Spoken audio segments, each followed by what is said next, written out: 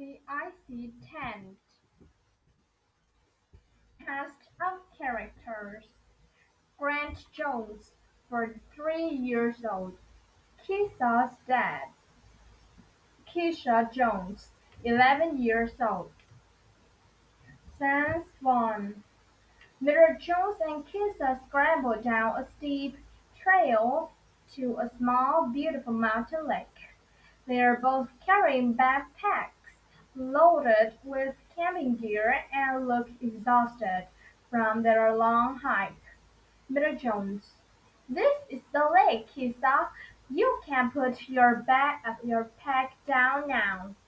We'll set up camp over there, Keisha." Uh, Keisha: "Wow, Dad, that is amazing. I can see why you love it here so much."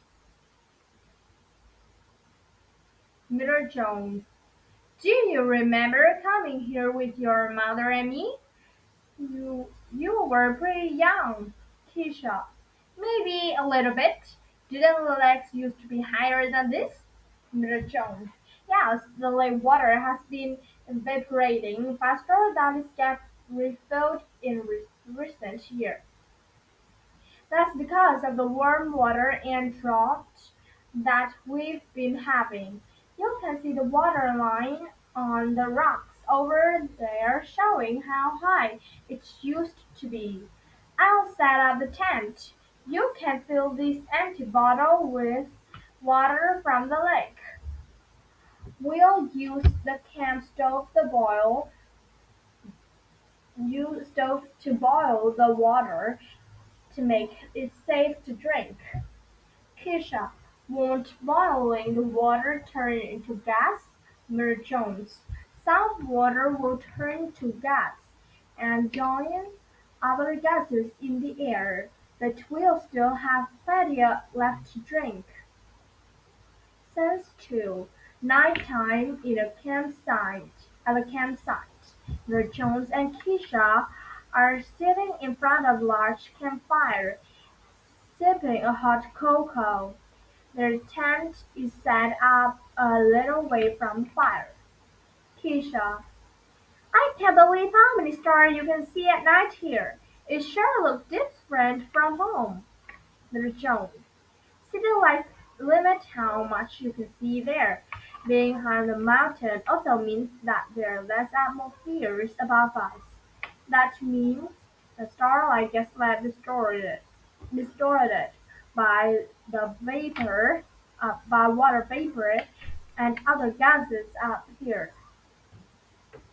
Keisha: "Cool, the fire and cocoa are nice, but won't we be cold during the night? You said the temperature can drop below freezing up here at night." Mr. Jones: "Our sleep bags are well insulated, and and they'll cover everything but our face. One nice trick is to put your clothes for tomorrow instead of sleeping bag. That way they'll be warm in the morning, and you can put them on before you even get out of bed." Sense 3. It's the middle of night. Your Jones is snoring softly inside the tent. Keisha's lying on her back in her sleeping bag, staring at the ceiling of the tent with her eyes wide open. Keisha: "Dad, are you awake? I have to go to the bathroom." Miss Jones snorts. Keisha to herself: "I guess I'd better go if I want to sleep. Okay, let's do this." Keisha scrambles out of her sleeping bag in her pajamas and puts on the fluffy jacket and hiking boots. She grabs a flashlight, turns it on until the tent flares as quietly as she can, and then bolts outside. Keisha: "Cold, cold, cold, cold, cold, cold." After a little while, Keisha comes back inside the tent. She seems much more relaxed. but also very, very cold. Keisha, oh my gosh, why is it so cold? Keisha shines the flashlights around the inside of the tent. She noticed the plaza vents are open. Her eyes widen, widen. Keisha, a had that left these air vents of tent open. No wonder it's freezing. Keisha closes the air vents flat. Keisha, that should help. Keisha sleeps out the fleece, jacket, and boots. She crawled back inside the sleeping bag, Father still snoring peacefully. Sans for morning lights creep into the tent as birds begin to chirp outside. Keisha wraps her eyes, then opens them. She stares up at the ceiling inside the tent, focuses her eyes, and turns her head into the disbelief. Her breath makes small white puffs above her face. Keisha, Dad, Dad, are you awake? Little John, I could be. What's this? Keisha, look at the ceiling of the tent. Little John, huh?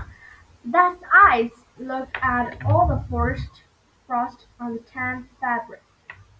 It's on the walls too. Keisha, wow, what happened? Little Jones, you two look like the moisture from our breathing got cold and condensed on the fabric as liquid water drops. Then the drops froze into the ice because they were close to the cold air outside. Condensation, condens, condensation like condensation like that is a common problem with the type of tent.